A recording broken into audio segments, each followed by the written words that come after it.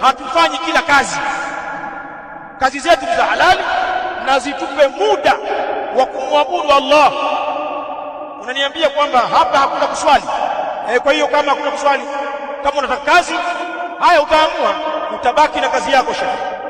Vyovyote utakavyokuwa, alwali au raia, huwa ni mtawala au mtawaliwa, tutakwambia baki na kazi yako, nitumbue bwana.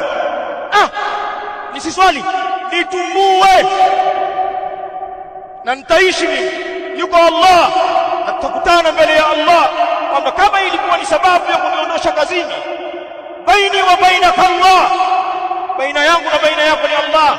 Wako mpaka Waislamu wanawafukuza watumishi wao kwa sababu ya ibada.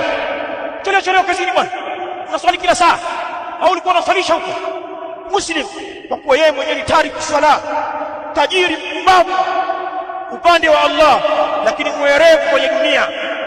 La, sisi Waislamu tuna misimamo thabiti kwenye dini na ibada. Hatuangalii kazi wala hatuangalii bosi, tutaacha na tutaishi. Kwani wananchi wote hawa wanaishi kwa kazi yako? Watu wote wanafanya kazi kwako, mbona wanaishi? Wewe ndio unawapa riziki. Hao walio porini, wakulima huko, wafugaji, walio migodini, walio kadha, wafanya kazi kwako, hawaishi?